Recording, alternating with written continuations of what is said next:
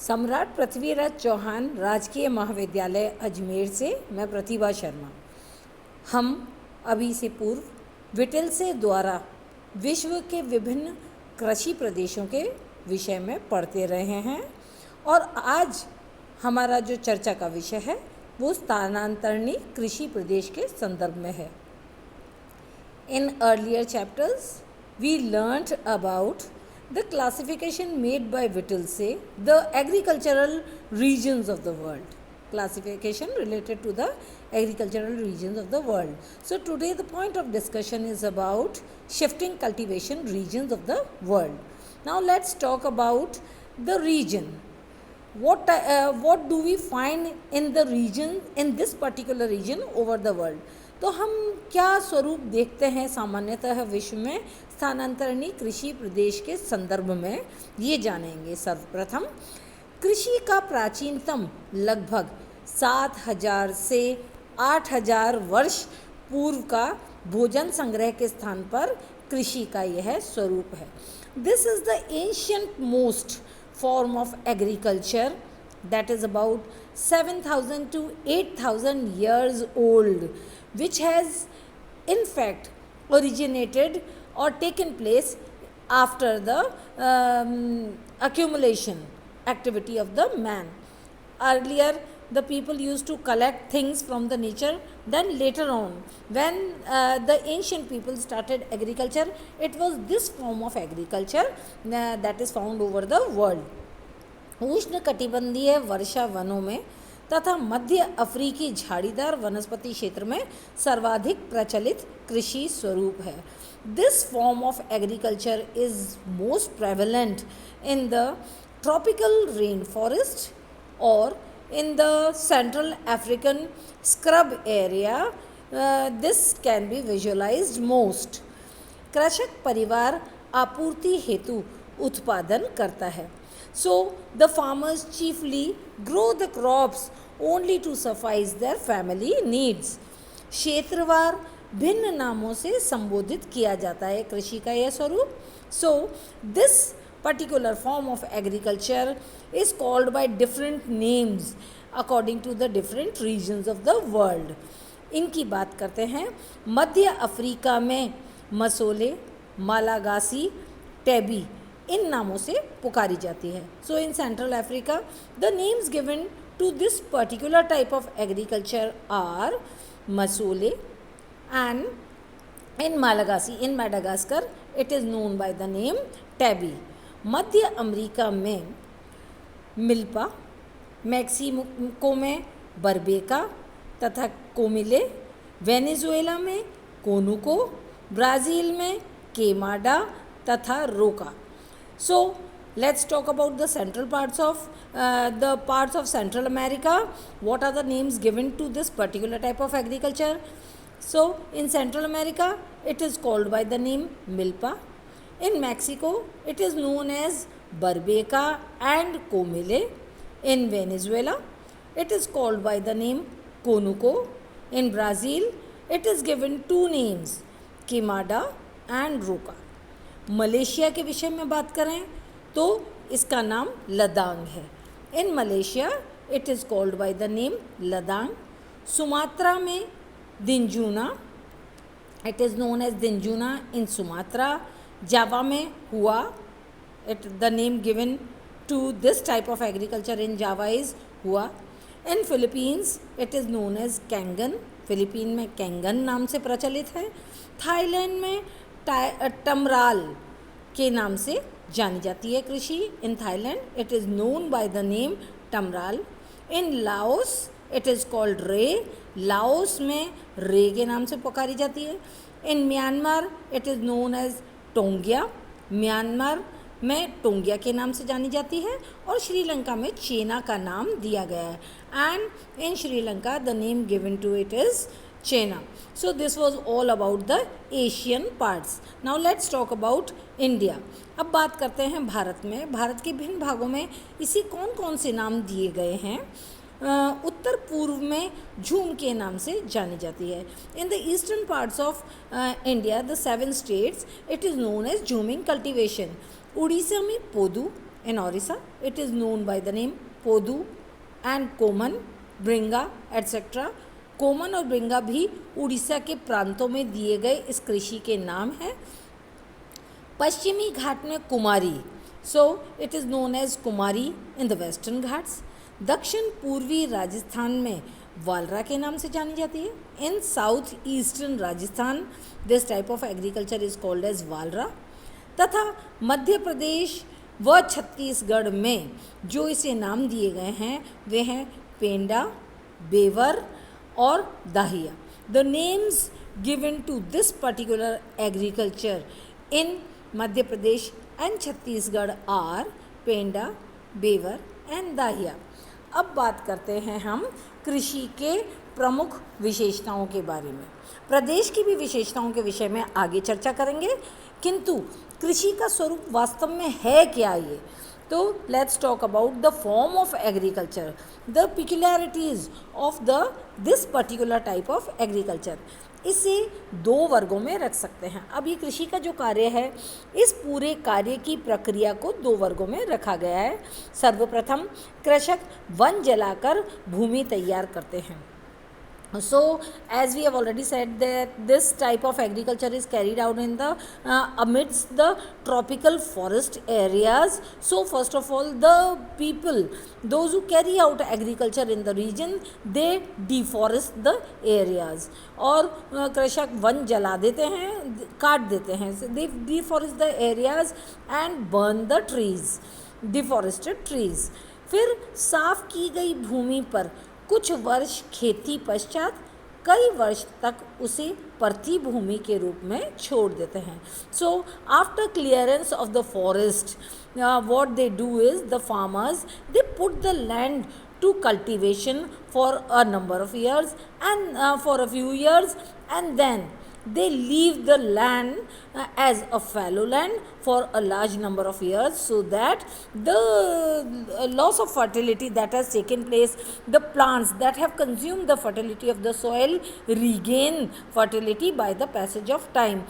वो इसलिए उस कृषि करने के पश्चात उस भूमि को परती भूमि के रूप में छोड़ देते हैं, क्योंकि जब तक फसल उगाई होती है तो वो भूमि का पूरी उर्वरता का ह्रास कर चुकी होती है, उसकी खपत कर चुकी होती है। तो उसे छोड़ देने के पश्चात इसलिए छोड़ दिया जाता है ताकि समय के साथ वो अपनी उर्वरता हासिल कर सके, प्राप्त कर सके। उपरोक्त स्वरूप पर इसे स्लैश एंड बर्न कृषि के नाम से भी जाना जाता है, because the trees are cut down, they are burned and then the fields are prepared. Therefore this particular type of agriculture is known by, it is popularly known as slash and burn agriculture.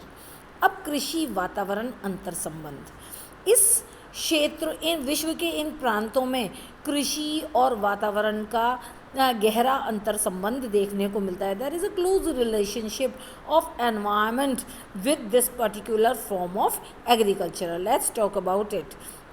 तो उसके विषय में बात करते हैं कि वर्ष पर्यंत उच्च तापमान, तीव्र वर्षा, सघन वन के कारण कृषि भूमि का अभाव होता है। So the areas which are put to this particular type of agriculture are subjected to very high temperatures, heavy rainfall and dense forest areas. Therefore, there is always scarcity of agricultural land and the pieces of forest are cut down for cultivation. और इसीलिए वृक्ष जो one क्षेत्र हैं उन्हें काट करके ही कृषि के अंतर्गत लाया जाता है।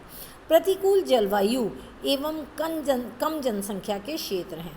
So these where this particular type of agriculture is carried, the area faces very unfavorable climatic conditions for agriculture, and besides these are the area of very sparse population. क्षेत्र आधुनिकता के प्रभाव से दूर है, अतः यहाँ के निवासी रूढ़िवादी एवं परंपरावादी हैं, because these areas are far away from the urban areas, from the modern culture regions. Therefore, the people are very orthodox and traditional in their attitude. आदिम जनजाति के क्षेत्र जहां अकृषित भूमि को साफ कर कृषि कार्य संपादित किया जाता है. सो this is the activity carried out in the forested areas, as it is already said that the forests are cut down for agriculture, and the practice is done by very primitive population. One क्षेत्र व विषम धरातल से यातायात के साधनों का अपर्याप्त विकास. These areas are either very afforested or the land surface is very undulating, and therefore there is no development or very less development of means of transportation in these agricultural areas. उष्ण आर्द्र जलवायु के laterite मृदा क्षेत्र हैं जहाँ लौह तथा एल्यूमिनियम के अंश मृदा में विद्यमान है और यही कारण है कि मृदा का रंग लाल है. These areas are they bear the laterite soil in the hot humid regions where this soil consists of the iron and the aluminium proportions, and therefore the color of the soil is found to be red. अब बात करते हैं कृषि प्रदेश की विशेषताओं के संदर्भ में. Now what are the characteristic features of the various shifting agricultural regions of the world. कृषकों के गांव प्राय छोटे आकार के होते हैं. The size holdings of the farmers in and the villages also are of very small size.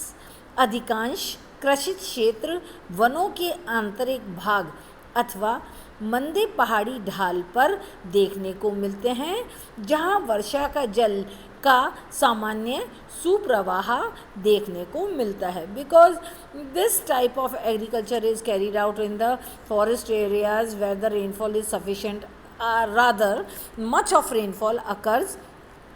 Therefore, the farms are generally found amidst the forested areas or where the hill slopes bear a very gentle gradient so that the rainwater is capable of draining the fields and providing moisture to the fields. कृषित क्षेत्र बहुत छोटे आकार के होते हैं और बिखरे हुए होते हैं, और ये आकार के विषय में दे रखा है कि आधे से लेकर के 1 हेक्टर का ही सामान्यतः कृषि क्षेत्र जो खेत का आकार है वो देखने को मिलता है. The agricultural lands generally are of very small size ranging between half to 1 hectares of land, and these farms are found in very scattered form because they are the pieces of land put to agriculture amidst the dense forested areas. क्योंकि ये सघन one के क्षेत्रों में जगह जगह छोटे छोटे हिस्से में वृक्षों को जला करके और खेत की तैयारी की जाती है, अतः ये बड़े ही बिखरी हुई अवस्था में देखने को मिलते हैं. रोपण से पूर्व खेतों को साधारण उपकरण जैसे हंसिया, कुल्हाड़ी, लकड़ी के हल से साफ किया जाता है. So before sowing the crops on the land, these farms are cleared by means of various equipment like sickle, हंसिया जो कह रहे हैं, it is the reaping curve, kulhadi the axes or the plows. By means of this the land are cleared, they are prepared for agriculture. छोटे से क्षेत्र में अनेक फसलें जैसे खाद्यान्न, जड़दार फसलें, झाड़ीदार उपज आदि देखने को मिलती हैं. So in very small pieces of farms a number of crops can be visualized, ranging from the cereals, the root plants, the root bearing plants, the roots which are used as the food, and also the scrubs mark this particular agricultural region are the remarkable features. अधिकांशतः भूमि पर रतालू, मूंगफली, खीरा, मटर, टमाटर, फलियां, केला आदि की उपज की जाती है. तो कहीं कहीं कपास, गन्ना, मक्का, ज्वार, बाजरा तथा चावल की उपज की जाती है. So the various crops that are sown under the shifting cultivated farms. The under the among the vegetables, it is alta, the groundnuts, the cucumber, peas, tomatoes, beans, and among the fruits, it is chiefly banana that is grown, and among the cash crops, it is sugarcane, cotton, and also where there is draining soil and there is ample of water, rice is grown, and apart from this, certain coarse grains like maize, jowar, bajra, etc. are also grown in this type of agriculture. एक बार साफ भूमि 3 वर्ष तक फसल के अंतर्गत लाई जाती है तथा उर्वरता ह्रास होने पर अन्यत्र कृषक पलायन कर जाते हैं.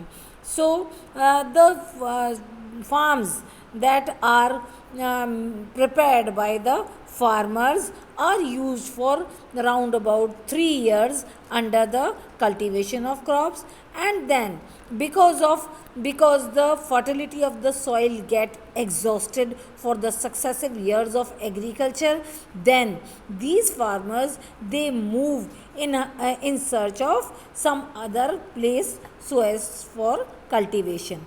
परंपरागत रूप से समस्त भूमि पूरे गांव की संपत्ति तथा मुखिया द्वारा इस भू का आवंटन यहाँ के लोगों को किया जाता है.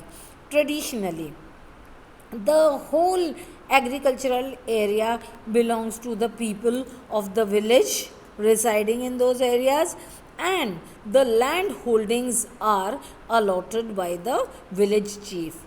घटिया उपकरण व बीज, कीड़े मकोड़े, पशु पक्षियों द्वारा निरंतर हानि, भू अनुर्वरता तथा अकाल के कारण इस क्षेत्र में जो कृषि के में संलग्न लोग हैं वो भोजन के लिए आखेट, मत्स्याखेट तथा वस्तु संग्रह में भी लिप्त पाए जाते हैं. So because this under this shifting cultivation, the ancient type of